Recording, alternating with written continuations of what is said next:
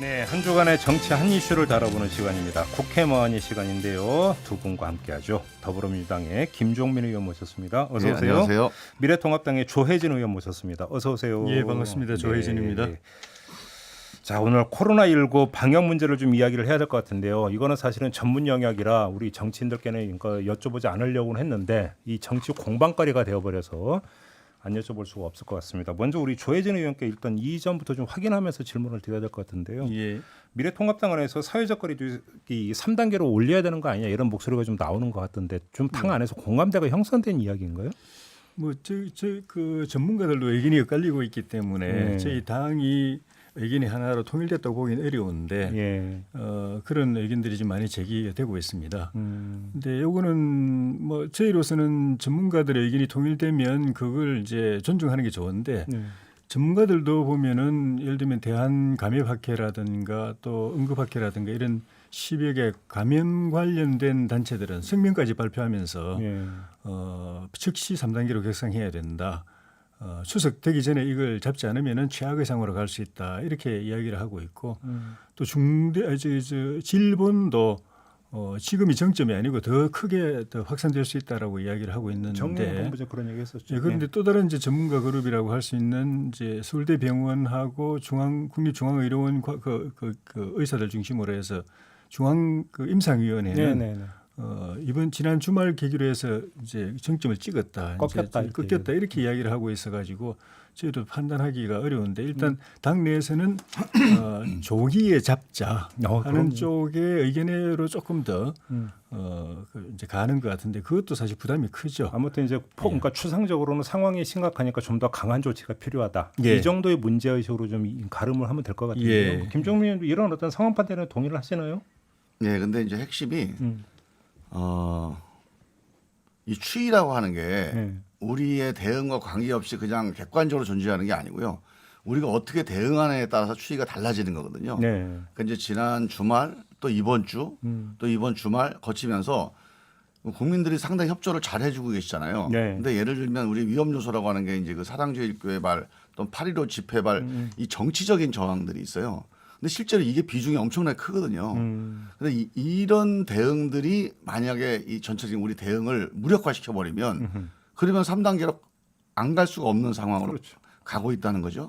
그래서 저는 이 방역을 방해하거나 방역에 비협조하는 이런 일체 행위들을 중단해야 된다. 그게 지금 제일 3단계로 가느냐 안 가느냐 제일 관건입니다. 그게. 그렇죠. 지금 먼저 검사에 응하지 않고 있는 사람도 상당히 아직도 많이 있다고 하니까 사실은 이 사람들을 빨리 설득을 해서 이제 선별 진료소 불러내는 게 일단 좀 급선무인 것 같긴 한데요. 조금 전에 이제 김종민 의원께서 그 말씀하셨으니까 오늘의 본론이 바로 이건데 상황이 이렇게 된데 어떤 그 발단이라고 할까요? 책임이 어디에 있느냐? 이게 이제 정치적 공방거리가 되고 있는데 지금 김종민 의원께서는 저 사랑제일교회 발, 이제 광복절 어떤 집회발 이게 이제 가장 결정적이다 이런 말씀이신 거죠? 예, 예. 그죠? 아니, 그건 통계로 나와 있어요. 근데 지금 미래통합당 같은 경우는 이미 그 전 단계에서 그러니까 그 확산세가 있었기 때문에 오히려 정부 방역 실패를 그쪽으로 책임 돌리고 있는 거 아니냐 이게 지금 미래통합당의 주장 아니겠습니까? 어떤 말씀 그걸 주시겠습니까? 제가 먼저 설명을 좀 드리면 8월 15일 이전에 예. 그 확진자 수가 2일 한 30명 수준입니다. 그러니까 지금 자꾸 이제 뭐 쿠폰을 발행했느냐 스포츠 관객을 허용했느냐 하는 자꾸 정치적인 공방인데요. 네네. 우리 정부는 기본적으로 방역 지침이라고 하는 게 확산을 막으면서도 경제 활동을 좀 허용하는 이 두 가지 토끼를 같이 잡는 게 기본적인 방역 대응의 핵심입니다. 그렇죠. 그러니까 확산을 막을 수 있는 즉 국민들이 협조를 해주시고 계시니까 이건 조금씩 늘려가도 된다. 이게 기본 기조예요. 그래서 그렇게 해왔어요. 그런데 이 국민들의 방역에서 어긋난 행동들이 나타나기 시작한 게 지금 8.15 집회입니다. 네. 사랑제일교회에서 8월 초에 확진자가 나왔어요. 그리고 나서 합숙훈련을 갑니다. 확진자가 나왔는데. 그리고 나서 8월 8일 날 예비 집회를 해요. 8.15 예비 집회를.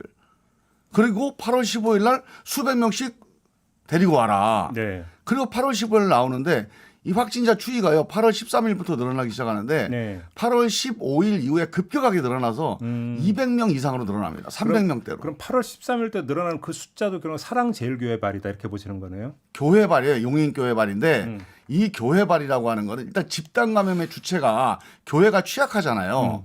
그러면 이 교회발인데 사랑제일교회가 그중에 한 10% 정도 차지합니다. 용인교회가 좀 많고요. 네. 근데 문제는 이 사랑제일교회가 이 관련된 교회가 전국적으로 관련되어 있는 교회가 8월 15일 날 다 모이면서 전국적으로 확 확산됐다는 거예요. 알겠습니다. 예. 자, 조혜진 의원님 어떻게 상황 판단하고 계십니까? 그 정부가 방역도 하면서 또 경제도 살려야 되는 고민은 당연하죠. 그뭐 일반 국민들도 똑같은 생각들 하니까. 네네. 근데 이제 현실적으로 결과론적으로 어떻게 되느냐 방역의 그 인과관계라는 측면에서는 또 다른 문제거든요. 그러니까 7월 21일 날 정세균 총리께서 8월 17일을 임시 공휴일로 지정을 했습니다. 하루 더 이제 그 휴가를 갈 수 있게. 그리고 그 다음 날 22일에 교회의 소모임을 허용하고 교회 안에서 모임하고 난 뒤 식사하는 것도 허용했습니다. 네. 뭐 취지는 좋습니다. 교회들이 많이 협조해 줘가지고 교회에서 확진자 나오는 게 확 줄었기 때문에 그런 배려를 한다고 한 건 이제 그 자체는 이제 의미가 있죠. 네. 그러고 나서 이제 7월 30일 날 경제부총리가 그 쿠폰 발행을 이야기했습니다. 1,800만 명 대상으로 해가지고 그 외식, 숙박, 또 네, 영화, 맞아요. 전시 이런 거 다 할 수 있게 이야기하고 그다음 8월 9일자로 보건복지부에서는 코로나 우울 해소를 위해서 특별 유행 주간 설정을 또 발표를 했습니다. 그 사이에 물론 이제 프로스포츠 이제 직접 볼 수 있도록 관람할 수 있도록 또 허용을 했고 이 방역에 있어 가지고 핵심이 이동을 제한하고 집합을 제한하는 거 아닙니까? 그런데 취지야 어쨌든 간에 결과적으로 보면은 이런 정부의 여러 가지 조치들은 이동을 권장하고 집합을 권장한 거거든요.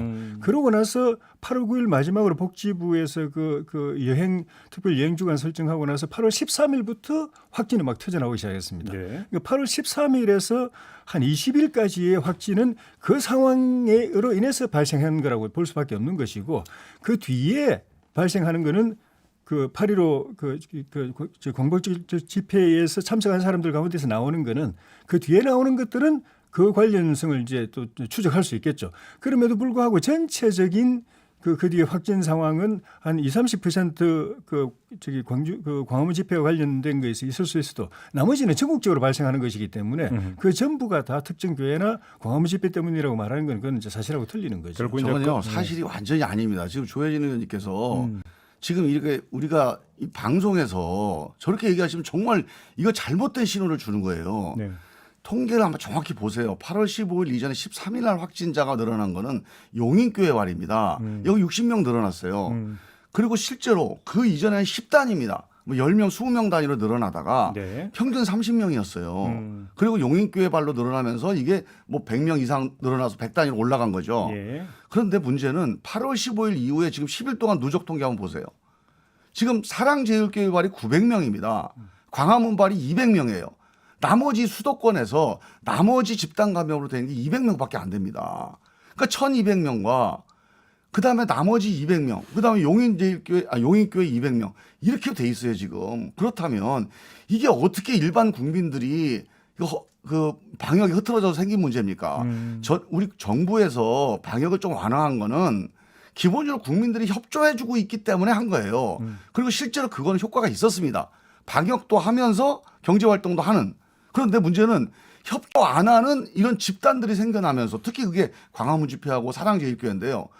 10일 동안 900명이나 여기서 발생을 했어요. 이걸 어떻게 그 집회랑 관련이 없다. 그거는 부차적이다. 정부 책임이 크다. 이렇게 되면 국민들이 정부에다가 문제 지적하도록 에너지를 그렇게 모으는 거 이건 정말로 잘못된 거예요. 아무튼 지금 데이터를 가지고 지금 반박을 해주셨는데 지금 재반박을 할 수 있습니다. 어떤 말씀 주시겠습니까? 그 구체적인 데이터를 다 이야기하시면 끝이 없고 네. 기본적으로는 그때 정부가 잘못된 시그널을 줘버렸기 때문에 많은 그 이동과 집합 활동들이 있었습니다. 그 과정에서 발병했던 것들이고 그것들이 구체적으로 어느 지역의 어느 그룹의 검사를 대상으로 해가지고 얼마가 나왔느냐고는 저 조사 대상이라든가 조사 예. 패턴에 따라서 결과를 이제 다시 분석을 해야 되는 부분이 있는 것이고 전체적으로는 그 뒤에 전국적으로 발생을 했습니다. 네. 그 중에서도 또 많이 특정 시간대, 특정 그 집회를 중심으로 한다면은 광화문 8.15 집회 때가 이제 더 상대적으로 많은 건 맞지만은 그것이 대부분이고 그 때문에 그 뒤로 전국적으로 확산되고 있다고 하는 것은 그건 정부 책임을 전혀 인정하지 않는 것이고 오히려 정부가 반성하고 우리가 좀 성급했다, 좀 안이한 판단을 했다라고 스스로 국민 자성해야 될 부분을 다른 데로 떠넘기는 정치적인 그런 그 공세 측면이 크기 때문에 예. 이거는 책임을 지고 방역을 해야 될 정부가 취할 태도가 전혀 아니죠. 제가 다시 한번 말씀을 드리는데요. 지금 미래통합당이 그렇게 주장을 하시면 국민들에 대해서 정말 예의가 아니에요. 정부가 이 방역 지침을 완화하는 가장 근본적인 요인은 뭐냐면 이 발생자 추이도 중요하지만 우리 국민들의 협력 여부에 대한 판단입니다. 우리 국민들이 이 정도는 협력해 주시면서 감당할 수 있겠다. 이런 국민 의식과 국민 역량에 대한 믿음 때문에 하는 거거든요. 그리고 그런 게 지켜져 왔어요. 그래서 확진자 30명이라고 하는 게 유지가 됐던 거죠. 그런데 저는 지금도 우리 정부에서 이 방역 지침을 변화시키고 완화시키고 하는 것이 국민들이 협조를 이렇게 적극적으로 하고 이렇게 전 세계에서 이렇게 협력을 잘하는 나라가 없어요, 지금. 저는 가능하다고 봅니다. 우리가 감당 가능한 수준이었는데 지금 그게 깨진 게 이 뚝이 무너진 게 어떤 특정한 지역과 특정한 사건으로 무너진 거예요. 우리 전체 국민들이 야, 정부가 이렇게 하라고 그랬으니까 우리 한번 놀자. 또 우리 한번 이렇게 그냥 뭐 편하게 가자. 이렇게 해서 우리 국민들의 벽이 무너진 게 아니고 사랑제일교회라는 그 벽돌 하나가 무너진 겁니다, 지금. 지금 그 김종민 의원 말씀 간다면 조금 전에 조혜진 의원의 말씀대로라면 결국은 이거는 국민을 폄하하는 것이다. 이런 어떤 취지의 지금 말씀이신 것 같아요. 어떤 말씀 주시겠습니까? 정부가 하고 있는 그 방역 대책들이 철저하게 방역에만 초점이 맞춰져 있느냐, 그리고 국민들 전체를 이 방역 그 활동에 집중하도록 통합해서 이끌어가고 있느냐, 아니면 정치적인 계산이 들어가고 있느냐, 다른 그 국리가 들어가고 있느냐 하는 부분에서 지금 불신을 받고 있는 거예요. 아까 방역 제한 조치도 저는 선의로 이야기를 해준 겁니다. 경제를 좀 살려보겠다는, 네. 최악의 침체 상황을 막아보겠다는 그런 취지도 있을 거라고 선의로 이야기를 했지만, 다른 측면에서는 정부 여당이 코로나 때문에 계속 버티고 있다. 나머지는 다 실패인데, 부동산 정책부터 다 실패인데 코로나 때문에 버티고 있다라는 이 이야기를 많이 듣고 있고, 그래서 최근에 이제 지지율이 이제 급강하니까 이걸 코로나 그래도 방역은 성공했다라는 걸 지표를 보여주기 위해서 해제했다, 완화시켰다라는 그런 분석도 있습니다. 그렇지만 그건 이제 이야기를 안 합니다. 선의로 이야기를 하는 건데, 거기다가 지금 코로나 K 방역이라고 세계 우리 정부가 자랑하고 있는 K 방역 이 성공시킨 그 3축의 하나가 국민들, 그다음에 의료진들, 그리고 방역 당국인데, 의료진들을 뒤통수 치는 거 보세요. 지금 의료진들이 희생적으로 헌신적으로 지금 일을 하고 있어가지고 방역이 이 정도로 성공했는데, 뜬금없이 의료진들이 의료계가 제일 민감하게 생각하는 의대 정설 문제, 또 의사 정원 문제를 이 시점에서 꺼내가지고 지금 파업을 유도했다고 할 수는 없지만은 이렇게 하면 파업할 수밖에 없는 건데, 이 상황에서 이런 그 정책을 뜬금없이 던지는 이 정부 태도가 가만 보면은 그 의사들의 저항이 올 수밖에 없는 거기 때문에 코로나 전국을 이용해 가지고 이 시점에서 이 정책을 두드리면은 아무리 불만이 있어도 그걸 갖다가 저항 못할 거 아니냐, 그냥 넘어갈 거 아니냐는 이런 계산 때문에 밀어붙이는 거 아닌가 하는. 의원님 말씀이 일종의 음모론인데요. 아닙니다. 어제 예결위 때 제가 질의를 했었습니다. 정부를 상대로 해서 질의를 했는데, 정부 측에서도 그런 이번에 이 사안에 대해서 원래 오래 전부터 구상한 정책이기 때문에 미룰 수 없어서 한다고 했지만 꼭 이 시점에서 해야 됐어야 하느냐는 제 지적에 대해서는 할 말을 제대로 못했습니다. 아, 그래요? 예. 자, 김종민 의원님. 저는 이게 이제 이 문제의 본질이라고 보는데요. 네. 지금 미래통합당이 계속 수렁에 빠지고 있는 거예요, 지금. 그러니까 본인들이 스스로 수렁을 향해서 계속 이제 들어가고 있는 건데, 지금 미래통합당이 이 코로나 이후에 가장 심각한 문제가 뭐냐면요. 네. 코로나 문제를 자꾸 정치적으로 보고 정치적으로 대응을 하고 해석하고 대응하는 거예요. 지금 미래통합당이 코로나 관련해서 발언한 내용들을 보세요. 정부를 공격하는 게 제일 많습니다. 그러니까 코로나 방역 당국이 아니고 자기의 정치적 경쟁자인 그 여당이다, 혹은 문재인 정부, 이렇게 자꾸 보는 거예요. 문재인 정부는 정치적 경쟁자이기도 하지만 코로나라고 하는 전쟁의 사령부예요. 우리가 전쟁이 벌어졌어요. 그 전쟁의 사령부를 자기가 그 전에 감정이 있고 좀 인연이 안 좋다고 그래서 이렇게 공격하는 건 이 전쟁을 망치는 거거든요. 그 저는 지금까지 한 번도 우리 저 미래통합당이 우리 문재인 정부를 도와주자. 우리 여야를 떠나서 보수 진보를 떠나서 이거는 방역 전쟁은 우리가 승리해야 된다. 힘을 모아주자. 우리 믿고 협조하자.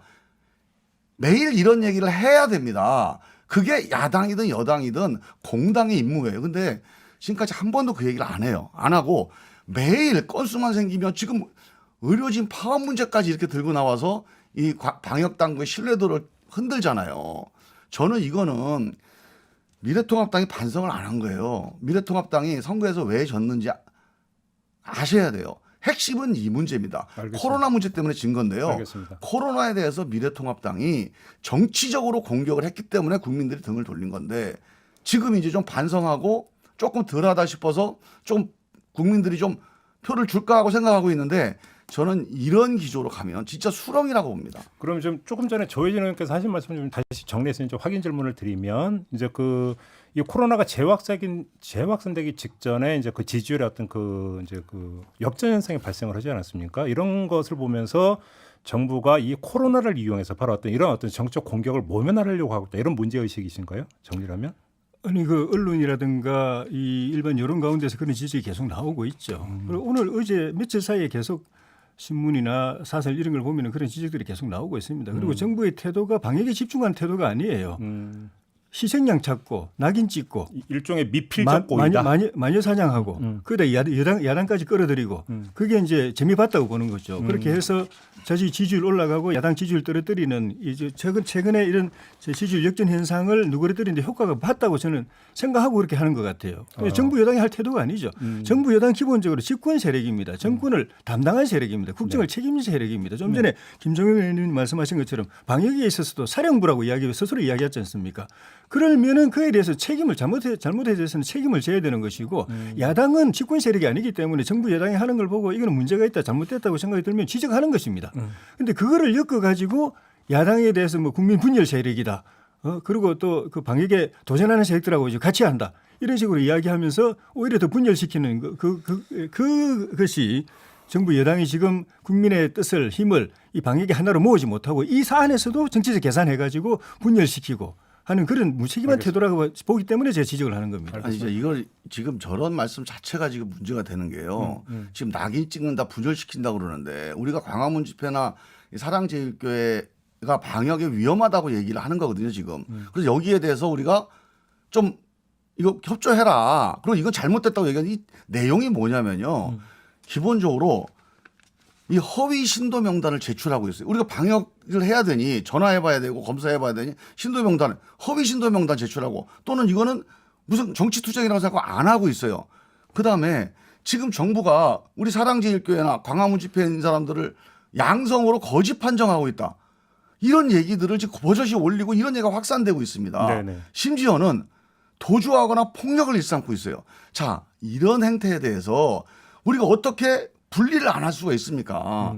이 분리에 대해서 전 통합당이 그거 안 된다, 잘못했다, 협조해줘라 이렇게 얘기를 해도 시원찮을 판에 이런 정부의 방침에 대해서 또 정부의 대응에 대해서 저 정부가 정치적으로 공격하고 있다, 낙인 찍기 하고 있다. 이게 어떻게 국민 분열입니까? 저거야말로 진짜 가짜 뉴스입니다. 아무 집회 하기 전에 우리는 분명히 당 지도부가 정광훈 목사 등이 주도하는 광화문 집회는 방역적 측면에서 분명히 잘못된 결정이라고 이야기했고 당 차원에서 같이 하지 않는다는 이야기를 했고 그 뒤에 일어나고 있는 여러 가지 사건들 그리고 그쪽에서 보이고 있는 여러 가지 태도, 언행들에 대해서 강경하게 이야기를 했습니다. 심지어 그쪽으로부터 공격을 받으면서까지 주호영 원내대표 같은 경우에는 응분의 대가를 치러야 된다는까지 그런 강경한 표현까지 이야기를 동원을 해서 그렇게 선을 확실하게 끊고 있는데 마치 같이 하는 것처럼 이야기하고 두둔하는 것처럼 이야기하고 그 자체가 알겠습니다. 우리까지 다시 누명을 뒤집어 씌우고 더 그 책임 전가를 하는 그런 정치 공세라는 측면에서 정부가 과연 할 태도인가? 알겠습니다. 그리고 정부가 잘못한 것에 대해서는 한마디 말 안 하면서 같이 그 집단에 대해서 문제 있다고 이야기하는 야당을 같이 엮어가지고 당신들도 똑같아 이렇게 말하는 게 정부가 할 태도인가, 여당이 할 태도인가라는 거죠. 이제 마무리 30초만 말씀드릴게요. 지금요 조혜진 의원님 저렇게 얘기하지 알리바이 수준으로 얘기를 해요. 한번 양을 보세요. 우리 대변인 논평, 뭐 대표 논평 보세요. 10분의 1 정도가 지금 광화문 집회 사랑제 일교에 대해 문제 있다고 얘기하는 거 나머지 90%는요 문재인 정부 공격하는 겁니다. 알겠습니다. 자, 이게 여기서 아니에요 이게. 시간이 이렇게 다 하는 게 됐기 아니에요. 때문에 잠깐만요. 시간이 다 됐기 때문에 마무리 발언으로 30초씩밖에 못 드려요. 근데 이렇게 드리겠습니다.